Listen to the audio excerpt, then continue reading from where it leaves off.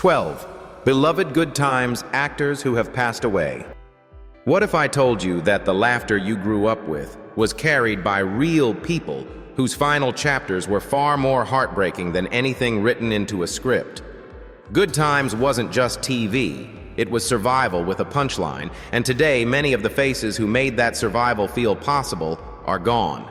Some left quietly, some far too soon. And a few stories may shock you more than you expect. So before we begin, hit like, subscribe, and stay with us to the end, because the last name on this list might be the one you least saw coming. Willona Woods. Willona Woods is the kind of television neighbor who feels real even 50 years later. In Good Times, 1974-1979, she lives just a doorway away from the Evans family, yet her presence reaches far beyond that hallway. Willona isn't written as a simple sidekick or comic extra. She is a working woman in the same housing project, carrying her own struggles, her own pride, and her own hunger for a better life. That realism is exactly why audiences connected to her so quickly. She represents the friend every family wishes they had nearby. The one who walks in loud, leaves you laughing, but will also sit down with you when life gets heavy. Jeanette DuBois played Willona across the entire series, showing up in all 133 episodes. She gives the character a sharp tongue and a confident stride, but what truly distinguishes Willona is her emotional range. She can roast JJ with one perfectly timed look, then turn around and protect Thelma like a big sister, and later offer Florida a level-headed truth that cuts through panic. Her humor never feels mean. It feels like survival. She's independent, stylish, and direct, yet she's also deeply compassionate, especially toward children and people who've been overlooked. Have you ever known someone like Willona, tough on the outside, soft where it counts? One of Willona's most meaningful arcs is her relationship with Penny, the little girl who finds safety in Willona's care. The show doesn't treat this as a sentimental detour. It's a hard human storyline about choosing love when you don't have much else to give. Through Penny, viewers see Willona's tenderness, patience, and courage. She's not a perfect parent figure. She's a woman learning in real time, and that honesty makes it powerful. Off-screen, DuBois's talent stretched well beyond Good Times. She was a singer and songwriter who co-wrote and performed the iconic theme, "Moving On, Up for the Years, I'm Gonna Get You Sucka," and voice work on The Where her performance earned Emmy recognition. Still, for many fans, Willona remained her signature, a character who carried both glamour and grit without ever betraying the truth of the world she lived in. DuBois was born August 5, 1932 in Philadelphia and died February 17, 2020 in Glendale, California from cardiac arrest. Her passing felt personal to generations who grew up with her. Yet every rerun keeps Willona present, walking those corridors, tossing out wisdom, and reminding us that dignity can be funny, loud, and beautifully unbreakable. James Evans Sr. James Evans Sr. stood at the center of Good Times like a load-bearing wall, quiet, when he needed to be unmovable when his family was threatened, and tender in ways that crept up on you. From the pilot onward, James wasn't written as a cartoon dad. He was a working man in 1970s America, battling layoffs, racism, and the daily math of stretching too little money across too many needs. That's why his presence mattered so much. In a primetime landscape that rarely showed black fathers as competent, steady providers, James arrived with earned authority and a moral compass that never pointed toward easy choices. John Amos played him with a physical groundedness you could feel through the screen. James didn't just talk about responsibility, he carried it in his shoulders, his pauses, even his silences. When his schemes exploded, when Michael's idealism clashed with reality, when Thelma needed a father who saw her future clearly, James met each moment with a mix of firmness and love that felt painfully authentic. The character appeared through the first 3 seasons, 61 episodes, and in that span, James became one of TV's most vital portraits of a black patriarch. What's easy to forget is how much James shaped the show's emotional temperature. Florida was the family's faith and fire, but James was the ballast. He was the one who said, "We're going to make it," not as a slogan, but as a promise he had to keep earning. The writers often placed him at the crossroads of pride and survival: take the humiliating job or hold out for respectable work, swallow an insult or defend your self-worth, give your kids hope without lying to them. Amos made those dilemmas breathe. He gave James a temper, yes, but also a playful softness, a man who could joke with his children one minute and step between them and danger the next. Behind the scenes, Amos famously pushed back when he felt the series was drifting into stereotypes, especially as JJ became broader and more clownish. That tension led to his exit after season 3, and the show killed James off in a heartbreaking twist. For many fans, that absence was never fully healed. The series continued, but something irreplaceable was gone. Amos, born December 27, 1939 in Newark, New Jersey, carried that same commanding presence into later work, most memorably as adult Kunta Kinte in Roots and as the principled Admiral Fitzwallace on The West Wing. He died on August 21, 2024 at age 84 from congestive heart failure.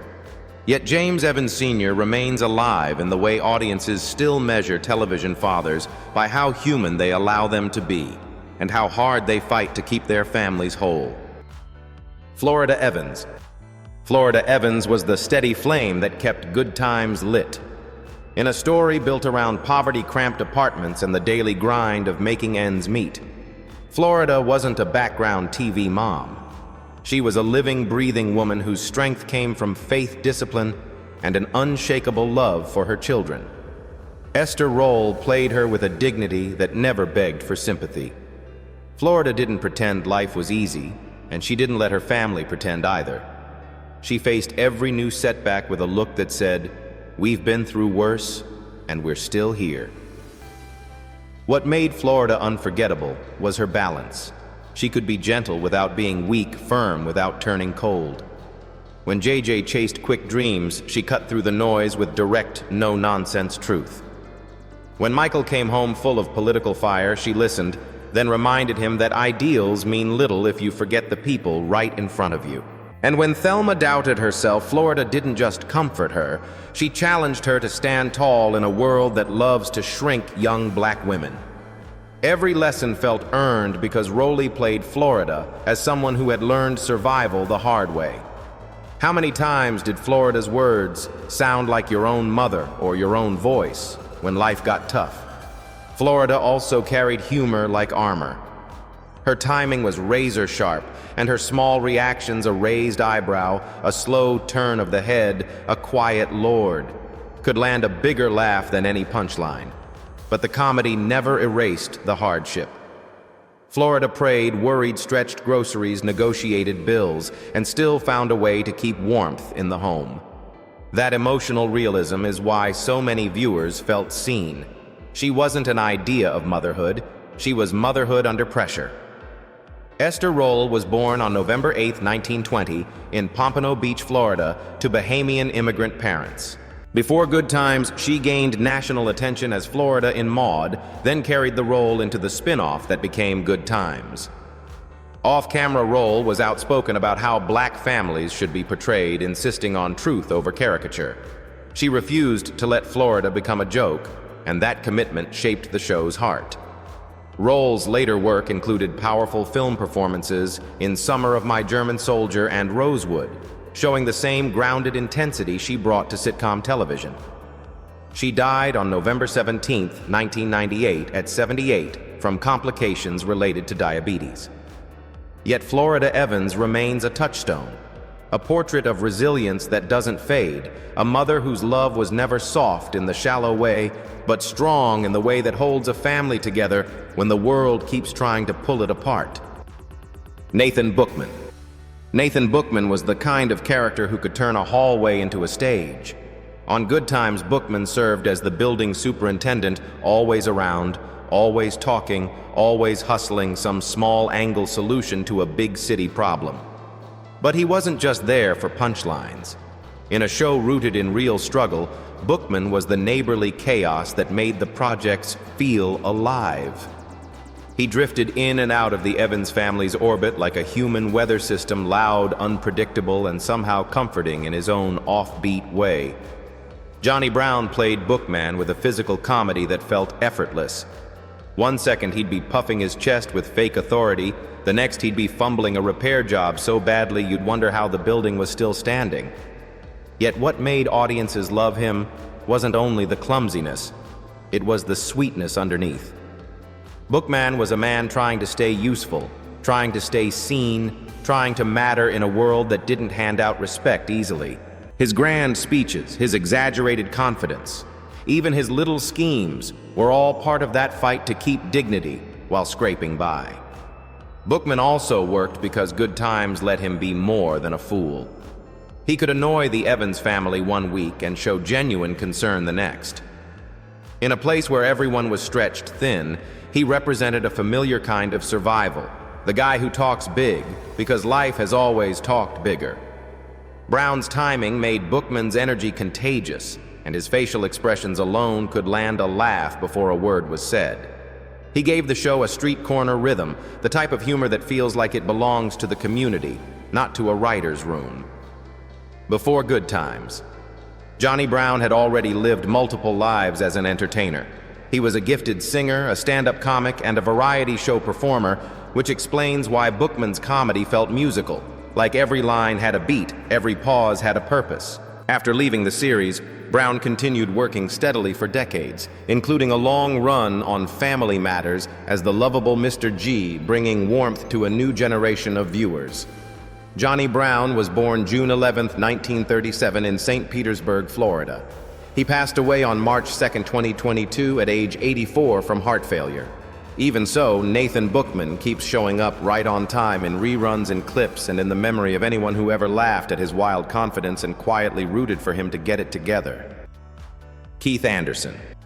Keith Anderson arrives in the last chapter of Good Times like a gust of fresh air, and he changes the Evans family's rhythm the moment he steps on screen. Introduced in Season 6, Keith is a professional football player with big dreams, a bright smile, and a calm confidence that instantly draws Thelma in. At first glance, he seems like a fairy tale answer to everything she's been waiting for, a man with drive, tenderness, and the kind of future that feels wide open. But the show doesn't let him stay a glossy postcard. Instead, Keith becomes a real test of love under pressure, not just for Thelma, but for the whole household. Ben Powers plays Keith with a laid-back charm that never feels forced.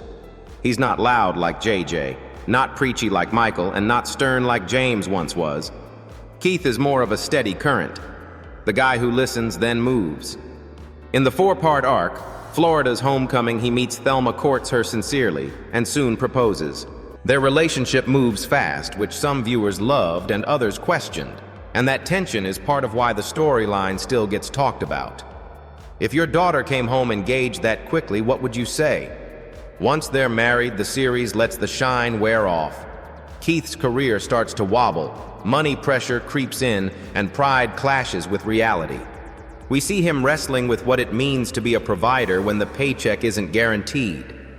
We also see Thelma testing her own independence against the pull of being a young wife. Keith doesn't turn into a villain. He turns into a man learning how fragile momentum can be. That human scale is what makes him memorable. He's ambitious, affectionate, sometimes stubborn, and genuinely trying to do right even when life refuses to cooperate. Powers appeared in about 24 episodes, but his footprint is bigger than the count. Keith gave Thelma a doorway into adulthood, and he gave the show a late series storyline that didn't rely on gimmicks. Off-camera, Ben Powers had a route that wasn't typical Hollywood sparkle-born, Alton Adelbert Powers on July 5, 1950. Raised in Providence, he studied art, loved animals, and moved between acting and comedy with a quiet intelligence. After Good Times, he showed up in projects like The New Odd Couple Laugh-In and a handful of early 80s films, then gradually stepped away from the spotlight. He died on April 6, 2015 at 64 from liver cancer. Keith Anderson remains his signature, a reminder that even near the end, Good Times could still introduce a character who felt like a real person, walking into a real home, carrying hope with him and leaving a mark long after the final credits rolled. Sweet Daddy Williams. Sweet Daddy Williams is one of those Good Times figures you can picture before he even speaks.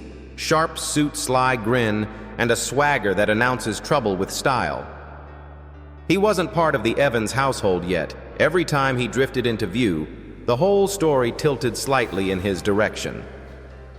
Sweet Daddy was a neighborhood hustler, not a cartoon gangster, but a streetwise survivor who understood how power worked in the projects.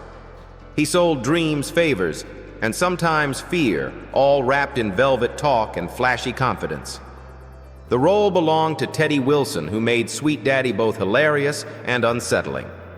Wilson didn't play him like a simple villain.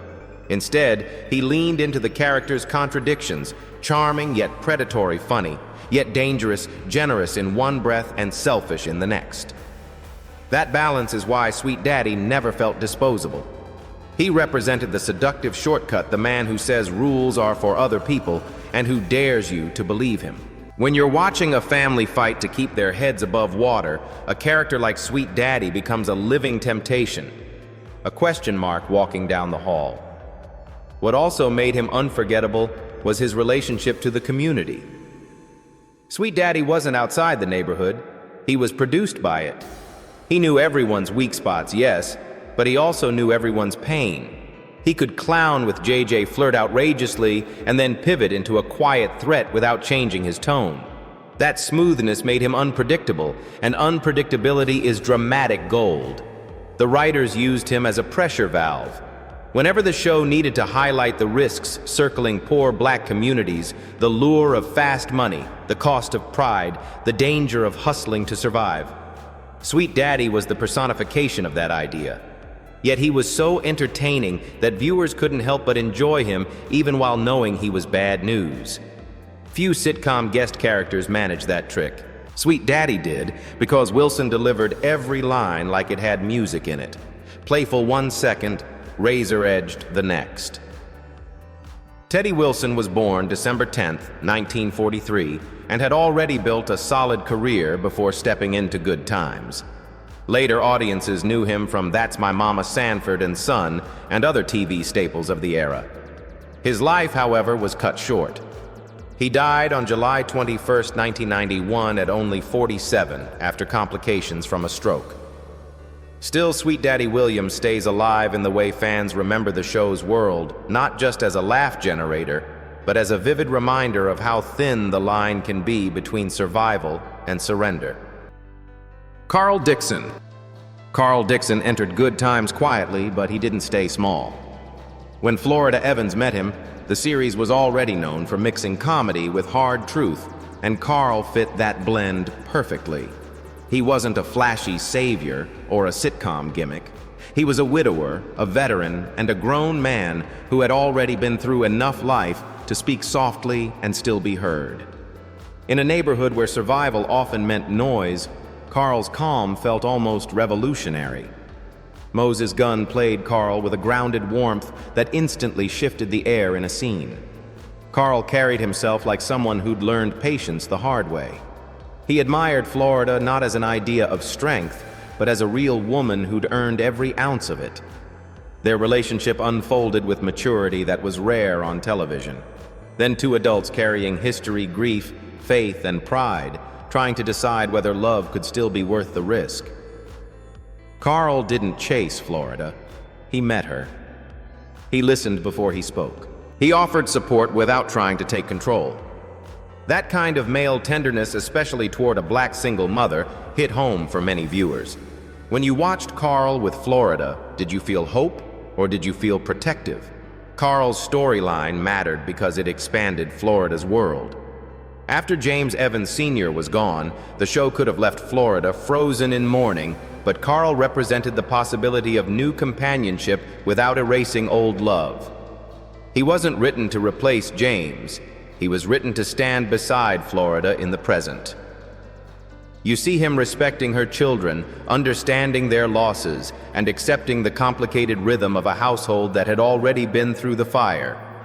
He also brought a different lens on manhood, not the struggling provider of earlier seasons, but a steady, reflective figure who had learned to survive with dignity intact. Outside Good Times, Moses Gunn was already a formidable stage actor known for bringing depth to every role he touched. That theatrical skill shows in Carl's quiet power the way a simple pause can say more than a monologue. Gunn's career spanned film, television, and Broadway, with appearances in major works of the era, and he was admired for choosing characters that carried weight rather than easy applause. Gunn was born on October 2, 1929 in St. Louis, Missouri. He died on December 16, 1993 at 64 from complications related to asthma. Yet Carl Dixon remains one of the show's most meaningful late additions, a man who reminded audiences that healing doesn't always arrive loudly, that love after loss is possible, and that sometimes the most heroic thing a person can do is show up gently and stay. Monty. Monty may not have lived inside the Evans apartment, but he belonged to their world as surely as the stairwells and storefronts outside. On Good Times, Monty shows up as a friendly face with street sense, a guy who knows how the neighborhood breathes and how quickly a good day can turn. He isn't written as a loud spotlight stealer. Instead, Monty feels like the real friend you'd see on the corner after work, upbeat, talkative, sometimes a little too casual, but always rooted in the same daily grind as everyone else around him. The part was played by Matthew "Stymie" Beard, and there's a special kind of poignancy in seeing him here. Beard had been famous long before Good Times for his childhood work in Our Gang, The Little Rascals. By the time he appeared in the Evans orbit, he carried the history of a former kid star who had grown into adulthood far from the easy glow of early fame. That life experience gave Monty a lived-in believability. When he cracked a joke, it didn't feel like a scripted trick. It felt like a man making room for humor because life gave him no other luxury. Monty's scenes often act like a quick pulse of community energy. He could glide into a moment, bring a bit of levity, toss out a line that underlined what the neighborhood was really thinking, and then move on. He wasn't there to solve the Evans problems. He was there to remind us the projects were full of people trying to hold on to dignity in their own styles. Monty's easygoing manner also highlighted something the show did so well, even when money was scarce and pressures stayed high, friendships still mattered. A shared laugh on the stoop could be as important as a paycheck. Matthew Beard was born on January 1, 1925 in Los Angeles. After his early film fame, he continued acting in bits and guest roles, including appearances on shows like The Jeffersons and Fantasy Island. Yet his life wasn't the fairy tale people often imagine for child performers. Like many from that era, he faced long stretches away from the spotlight and real health struggles. In 1981, Beard died at only 56 years old from pneumonia following a stroke. His passing was quiet compared to his early visibility, but that doesn't shrink his contribution. When you watch Monty now, there's a gentle ache in it, not sadness for sadness' sake, but respect. Beard brought a relaxed humanity to a series that needed voices from every corner of the community. Monty remains a small but sincere thread in the tapestry of Good Times proof that even brief characters can leave a mark when they feel true to life. Henry Evans. Henry Evans brought something rare to Good Times: the weight of history. When he appeared, he didn't enter as a joke or a convenient plot device. He arrived as an elder whose very posture suggested decades of battles, survived some you could name, others you could only feel. As James Evans Sr.'s father, Henry represented a living bridge between generations of Black Americans, people who had endured Jim Crow, the Great Migration War, and the slow, grinding struggle to keep dignity intact in a country that often denied it. Richard Ward played Henry with quiet authority. He didn't need volume to command a room. A measured sentence, a steady gaze, or a long pause did the work. In a home already stretched by money worries, crowded rooms, and emotional loss, Henry's presence shifted the family's rhythm. He wasn't there to take over. He was there to witness, to guide, and sometimes to confront hard truths that younger folks wanted to dodge. His scenes could be gentle, handing out wisdom like a grandfather should, but they could also be uncomfortably honest the way real elders can be when they're trying to keep a family from drifting apart. What made Henry especially moving was how he highlighted James Sr.'s own humanity. You see James not just as the father trying to hold the roof up, but also as a son still carrying the pressure of a parent's expectations. That layered dynamic deepened the show's emotional stakes. Henry didn't romanticize struggle. He understood it. He'd lived it. Yet he also insisted that survival without self-respect is a hollow victory.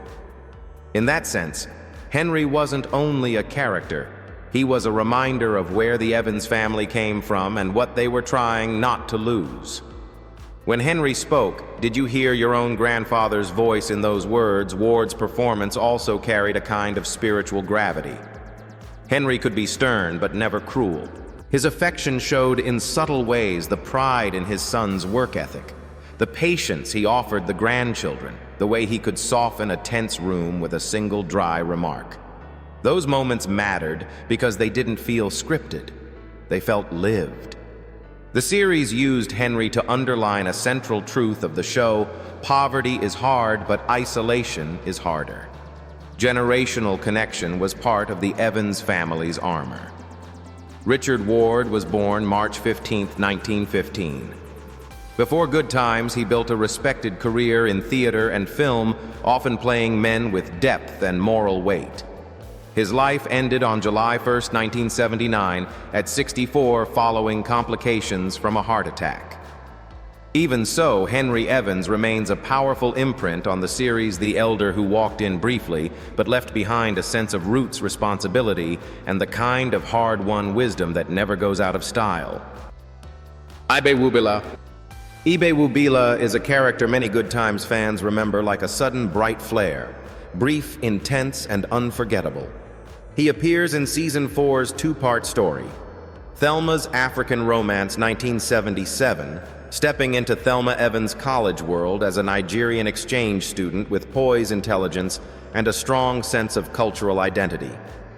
From the moment he enters the campus scenes, Ibe feels different from the usual neighborhood rhythm. He's educated, confident, and speaks with the certainty of someone who believes tradition is a compass, not a cage. That contrast is exactly what makes his episodes so memorable. He doesn't just date Thelma, he challenges her, and in doing so challenges the audience too. At first, Ibe's presence is magnetic. He supports Thelma's student activism and stands beside her when she protests unfair treatment at school. There's a tenderness in how he admires her boldness, and for a moment it looks like the show is handing Thelma a love story built on shared purpose. But Good Times never lets romance stay simple. Ibe carries expectations shaped by his upbringing, and those expectations clash with Thelma's American sense of independence. He makes comments about gender roles that land like a cold splash, and you can see Thelma trying to sort out admiration from alarm. The story turns when Ibe proposes marriage and asks Thelma to return to Nigeria with him. It's a heady emotional crossroads. Thelma is flattered, swept up in the idea of being chosen, and tempted by the romance of a new life. Then comes the reveal that stops everything. Ibe calmly explains that in his culture, he expects multiple wives. That moment isn't played for shock alone. It's written to expose how love can stumble when two worlds interpret commitment differently.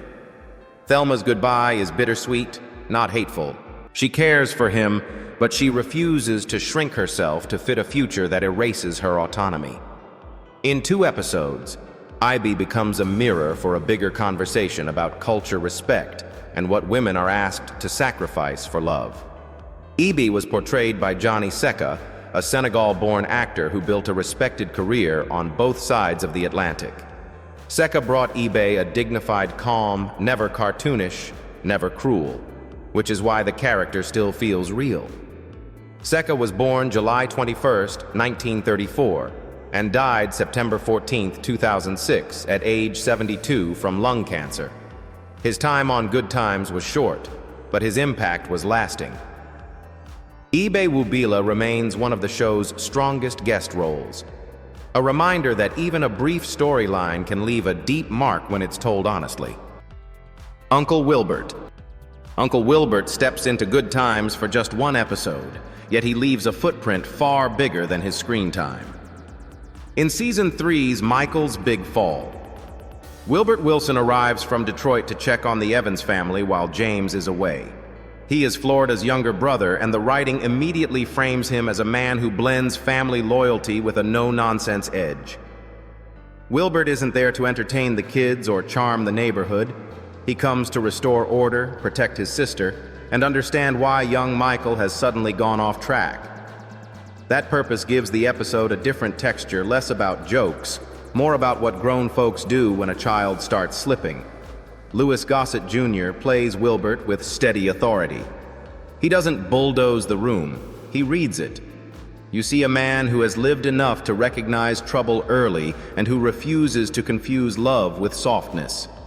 His conversations with Michael are direct, but never cruel. He pushes the boy to face consequences, yet he also treats him like someone worth saving. That balance is what makes Wilbert believable. He's the uncle who can scare you straight and still wrap you up in real concern.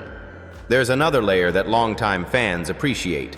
Wilbert appears during a stretch when the show was wrestling with the absence of James Evans Sr., and his arrival briefly fills that gap. He doesn't replace James, nobody could, but he provides a temporary adult anchor. His presence also deepens Florida's background. Through Wilbert, viewers get a hint of the world. Florida came from a family line that values pride, discipline, and sticking together when money and opportunity are scarce. Off-screen, Gossett was already a formidable talent by the time he visited Good Times. He had Broadway roots, a voice that carried theater training, and the kind of physical command that made even simple lines feel weighty. After Good Times, he built a career that crossed every lane: drama, action, romance, and prestige cinema. He won an Academy Award for An Officer and a Gentleman in 1982, becoming the first black man to take home Best Supporting Actor, and later earned admiration for roles in Roots' Iron Eagle and countless television appearances.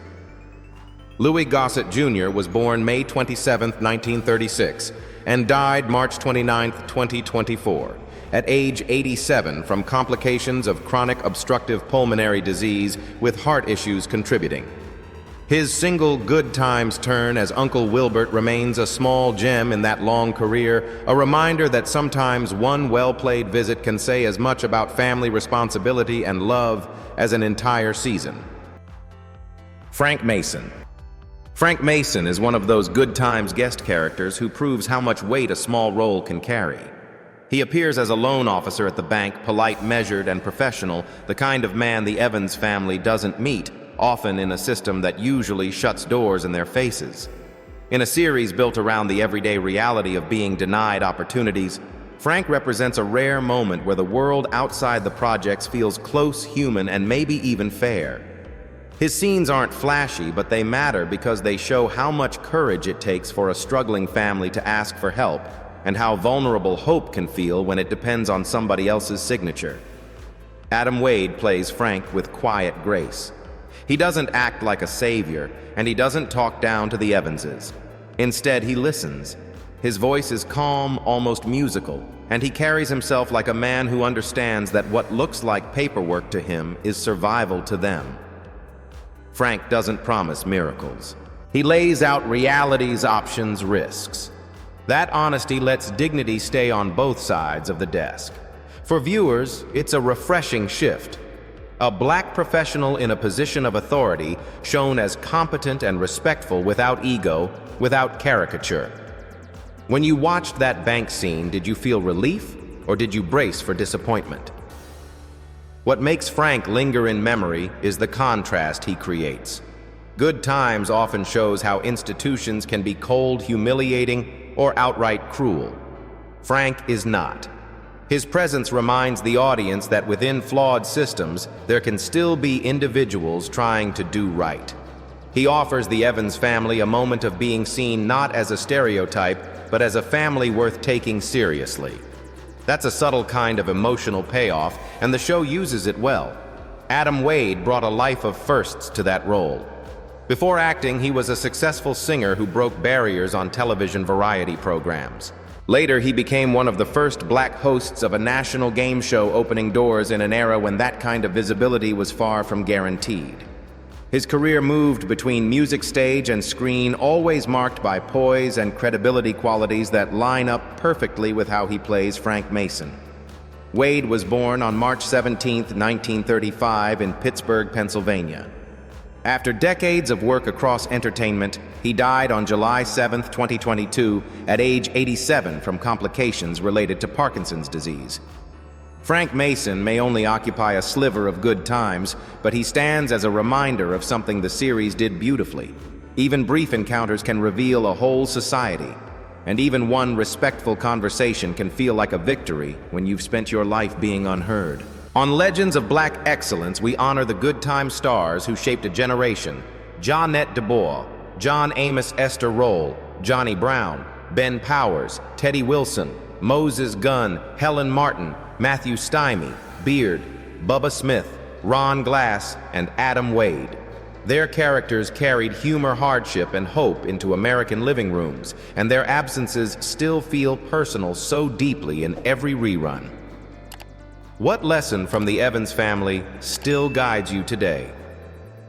The show asked America to see black families as full, complex, and worthy. But did Good Times change television for good, or did TV change it first?